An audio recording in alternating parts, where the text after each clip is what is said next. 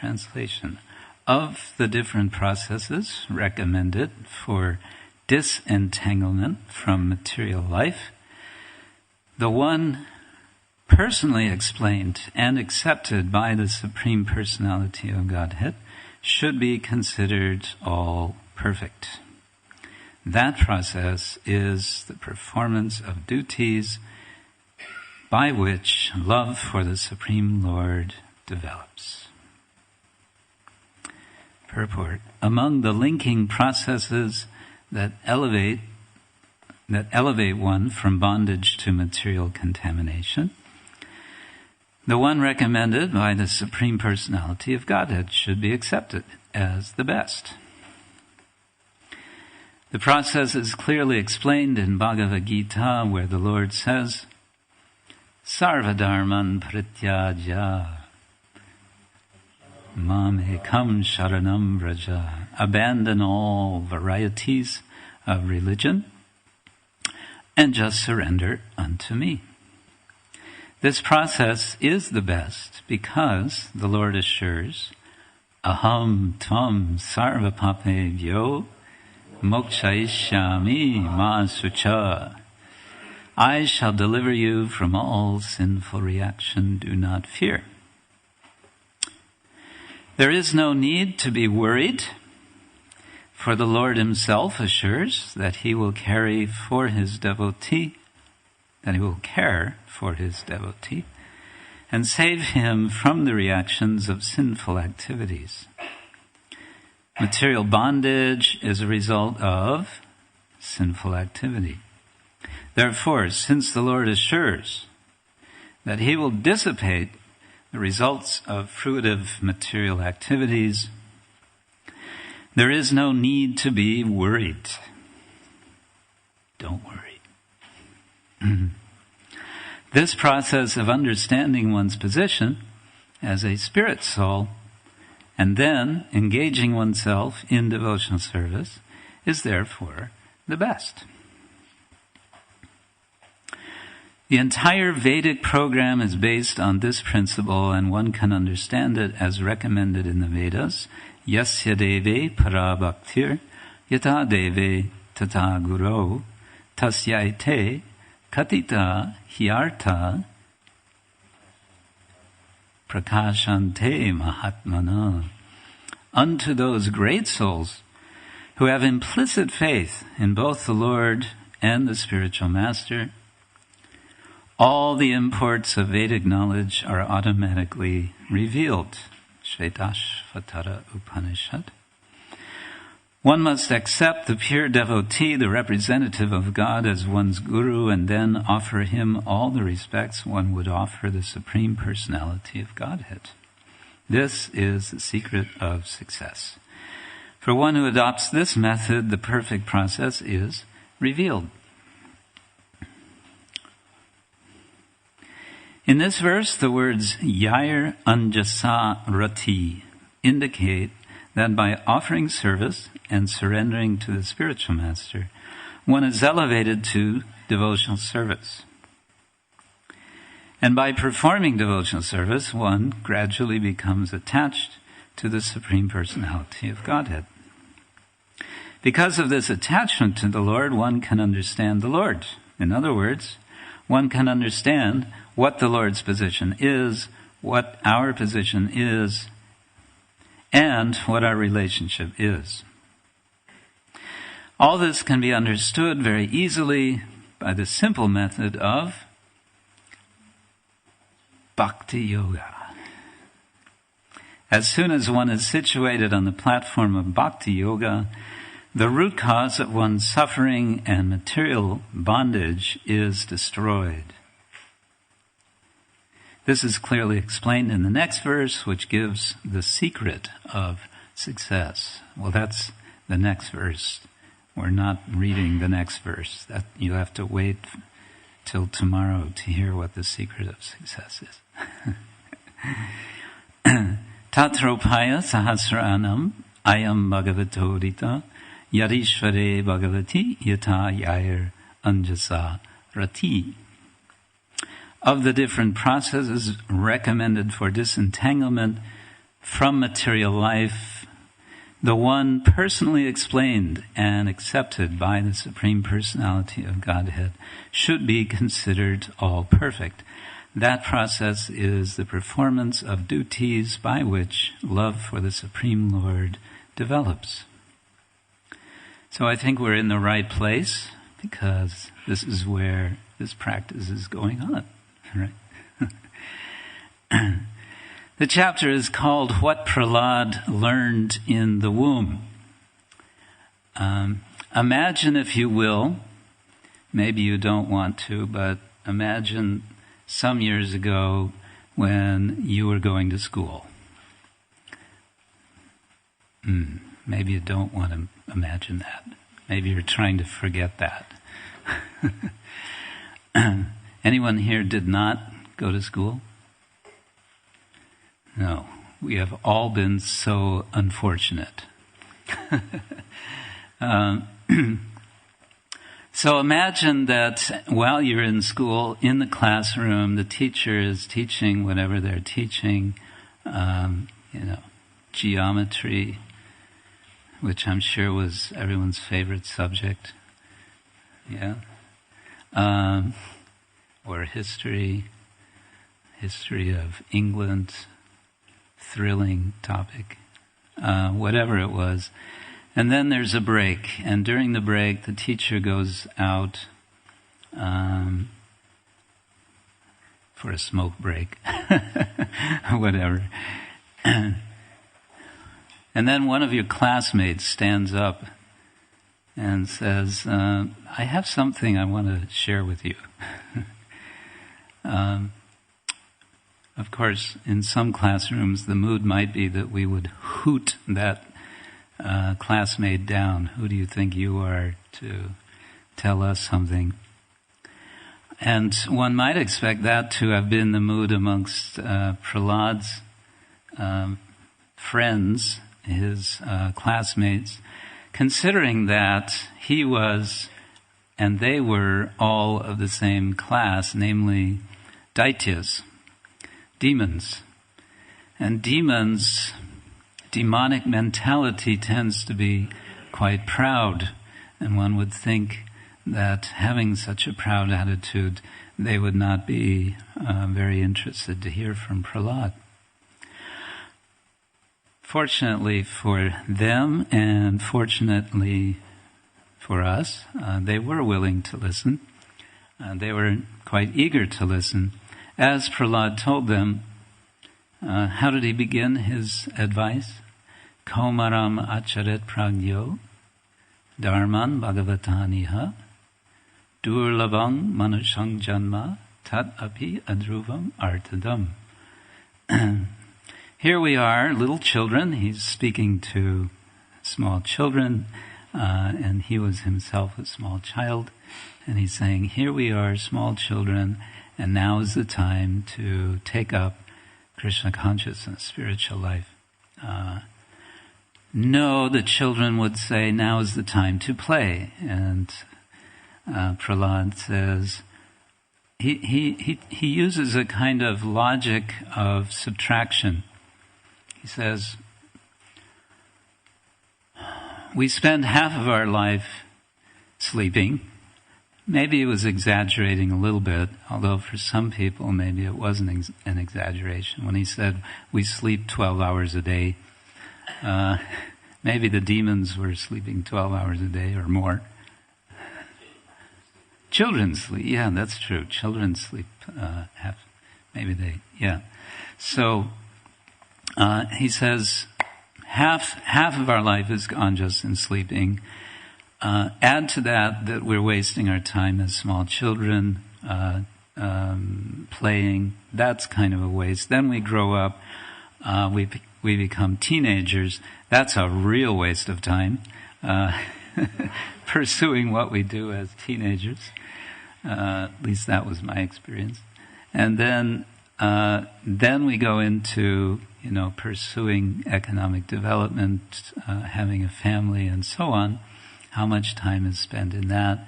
And before you know it, old age is upon us. And in old age, one becomes incapacitated to pursue spiritual life, because the mind is not, it hasn't been practiced for focusing, and so in this way everything is lost. So if you cut off 50%, 12 hours, and then you cut off this period of the childhood period of life, and so on, there's not very much left. Not much time. And therefore he's advising, Komaram acharat prajna. Now, prajna, someone who is wise, will take up spiritual life right away.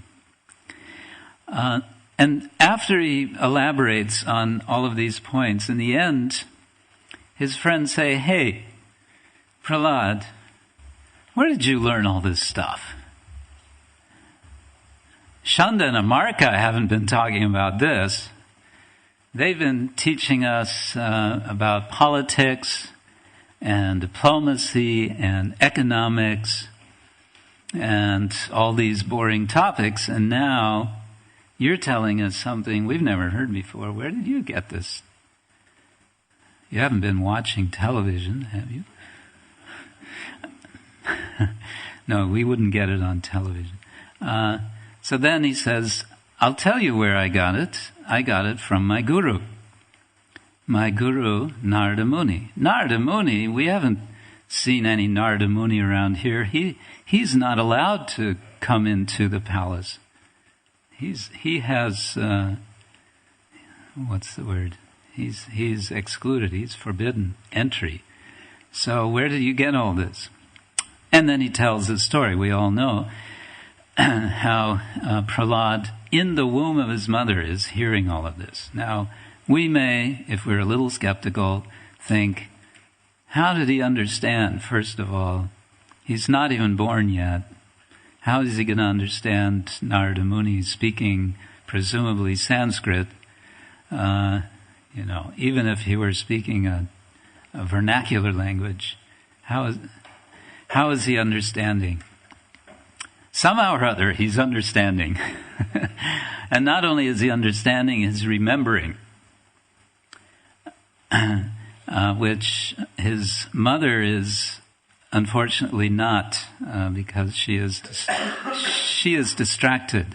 So she's not focused in the same way that Prahlad is able to focus. After all, Prahlad has really nothing else to do. There are no games to play in the womb of the mother. So all he has to do, he has no choice, you might say, to listen.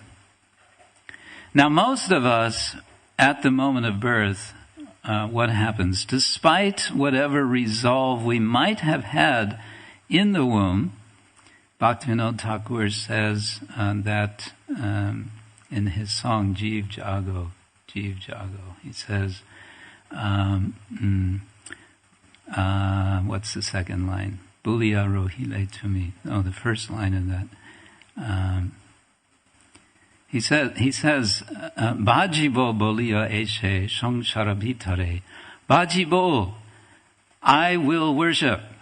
Bhajibo in Bengali, I will worship. So he's making a promise. Krishna, get me out of here. If you get me out of here, I will worship you. But Bhajibo Bolia, having said that, Shangshara Bitare, then I became immersed, Bitare, in Shangshara as soon as I was born.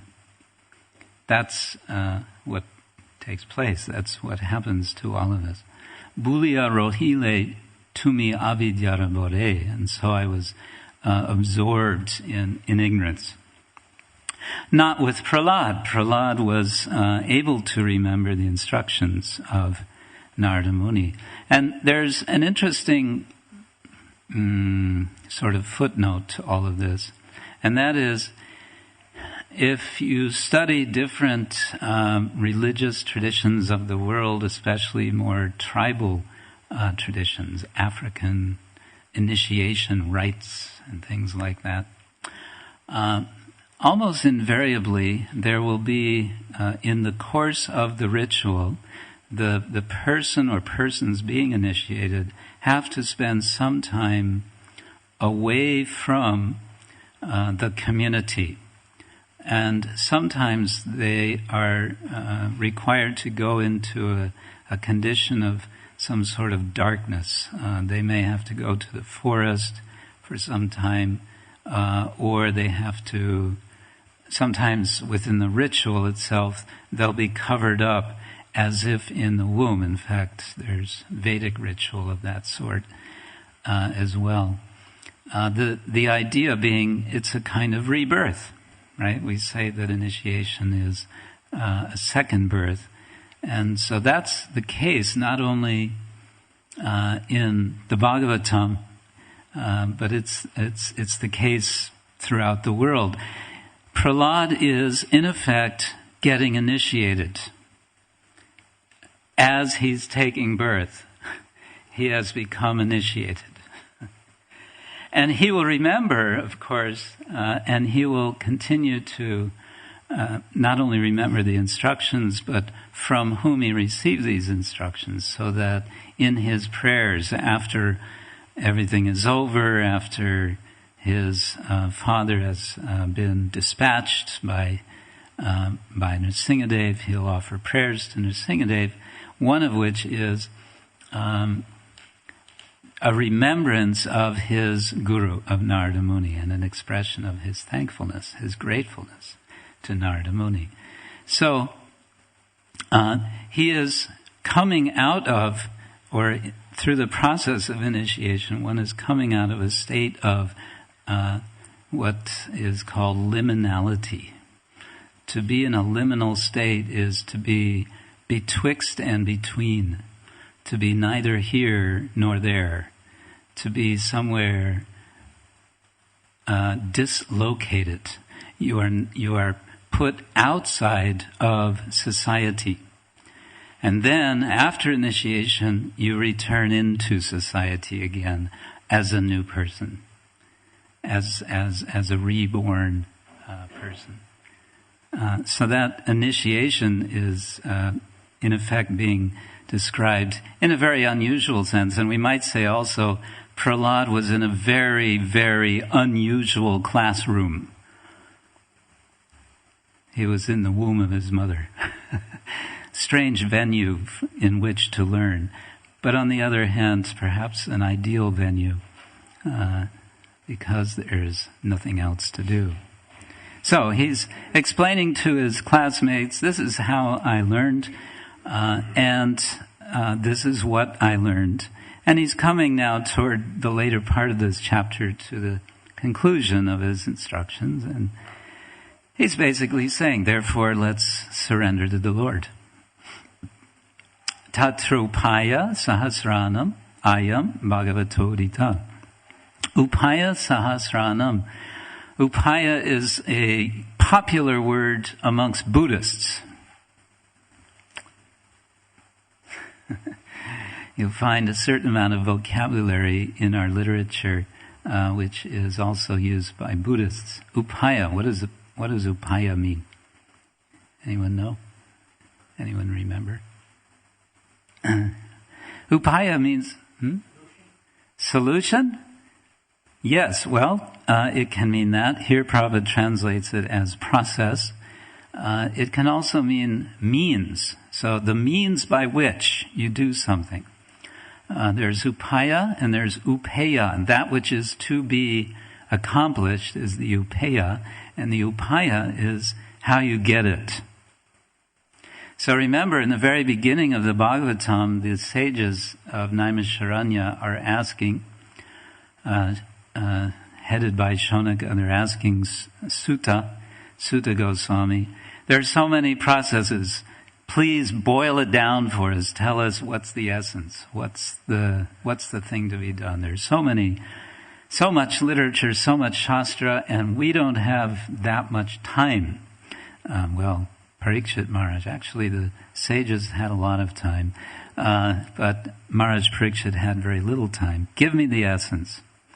So we're getting a kind of echo of that question in the statement of Prahlad. Tatra upaya sahasranam ayam bhagavatodita. This upaya, which is udita, which is given, which is revealed, which is spoken by the Lord. That's the one. You've got 1,000 different choices.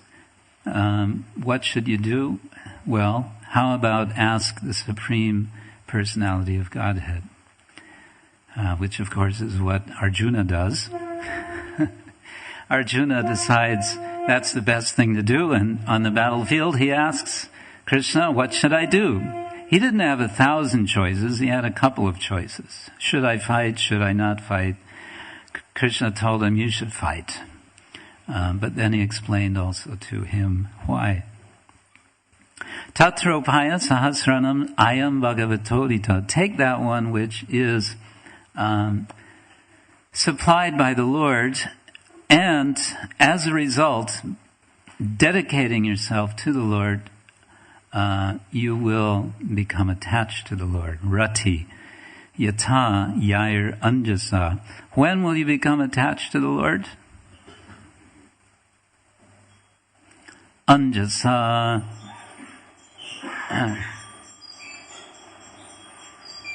Shri Radha Gokula Ananda Ki Jai. You'll become attached to the Lord very quickly. How quickly, we may be asking. We want it, in numbers, in dates, in years. We don't get any numbers. Quickly can mean in a moment, Prabhupada said, or it can mean sometime. But relatively speaking, if we are eternal spirit souls, then a short time is something we can look forward to. It's something we can anticipate, right? So, Prabhupada sort of gets to the quick of the point in his purport when he quotes the Bhagavad Gita, 1866, Sarva Dharman Parityaja, Mamekang Sharanang Vraja, Ahang Tang Sarva Papebhyo Mokshayishyami Ma Shucha. The word Sharanam means surrender, and this is a kind of key word for us, isn't it? We hear a lot about that. It's a kind of elusive term. We get some idea of this from the famous elaboration about Sharanagati. What is Sharanagati?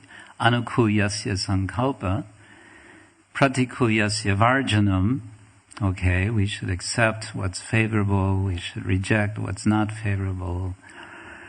But then we may ask, so how do I know what's favorable? How do I know what's not favorable? Well, then we say there's so much Shastra to tell us. There's Guru to tell us. There's Sadhu to tell us, or Sadhus. And still we may be asking ourselves, is this favorable or is this not favorable? We may sometimes not be so sure. That's when we need to make a leap of faith. And that's really what Krishna is asking us to do in this verse, Sarva Dharman Parityaja. Give up your comfort zone, as they would say in the coaching world, I guess. Give up your area where you think you know who you are. Give up your false sense of who you are, and take shelter of me. And this command from Krishna is a constant command. It's not something we do it once and then it's all done. I surrendered to Krishna. I did it. I'm home free now. No, it's more of an ongoing process, isn't it? It's something like, dare I say, spiritual Maoism. You know about the former chairman Mao of the People's Republic of China. He had this philosophy of communism, which was that there should be constant revolution. it's not just once. Marx had the idea there will be one revolution and then everything will be sorted out and then everything's as it should be. And Mao said, no, it's got to be constant. Well, we don't subscribe so much to much of his philosophy, but I think there's something salvageable, taking gold from a garbage dump. So he had this idea of constant revolution. In a sense, that's what Krishna is asking us for, is demanding of us when he says sarva dharman parityaja. Give up all your dharmas, give up your false designations, which our tendency is are going to be replaced by new designations. We give up one thing, we join the Hare Krishna movement, we become Vaishnava, become initiated. Oh, but then more designations. I have this position or that service, whatever. Actually, I was doing a bit of research on our Gaudiya Vaishnava tradition because I was asked to write an encyclopedia article on Gaudiya Vaishnavism. So I thought, I better find out something. So I had to do a little research in our own Shastra, but also some writings of anthropologists and the like. And one anthropologist wrote an article about how there's a tradition in Bengal of Gaudiya Vaishnavism that husband and wife, they become initiated to become Gaudiya Vaishnava as renunciants. As husband and wife, renunciants, Gaudiya Vaishnava. And the motivation for most people to do this is to raise their caste status, their jati status. They were some sort of outcast, so to say, untouchable, Dalit, whatever. They decide, I'll be better off in life if I'm a Gaudiya Vaishnava. So they get initiated and they become Gaudiya Vaishnava by caste. And so now we have in Bengal today, and perhaps in a wider area, Gaudiya Vaishnavas by caste. Bhaktivinoda Thakur, of course, identified these as Apasampradaya, as one of several groups of, not the real thing. But still, that tradition is there. The point I want to make is we all have that tendency. We take one step into, we take a leap of faith. Okay, I surrender. And then that may lead us into yet another area of sort of material comfort. And then we try to protect ourselves with that. And then the program of surrender sort of fizzles out. And that can become a very dissatisfying position to be in. So that urge is there, Prahlad is suggesting, and all of our acharyas are urging us, and as Prabhupada is saying in the purport, the Guru is calling us to surrender. And that surrender is, the center of surrender is actually faith. Rakshishya titi vishvasa. Bhaktivinoda also says this. Rakshishyati, it's the verb. He will protect. Rakshishyati iti vishvasa. Vishvasa means faith. Faith that he will protect. He will protect me. And that's what we are wanting in a sort of existential way. More than anything else, we want protection. We want to be safe. So the assurance of Krishna when he says, Aham tang sarva papebhyo mokshayishyami, I will free you from papa, from that which is binding you, from that which is holding you down. Ma Sucha, don't worry. And Prabhupada in his purport is emphasizing this point, don't worry. Tendency is to worry, isn't it? 24 hours a day program of worrying. Hari, worry, hari, worry, worry, worry, hari, hari. And Krishna is giving a reassurance, don't worry. Prahlad similarly is giving reassurance, don't worry, and he's giving himself as an example when attempts were being made on his life by his dear father, he was being protected. We may say, well, that was Prahlad, and I'm no Prahlad. Okay, that's true. We may not be Prahlad, but we have the example of him, and we can take assurance. We can take assurance from him that protection is forthcoming. Off to school. Okay. On that note, perhaps I'll stop there if someone has a question or point of discussion. Yes.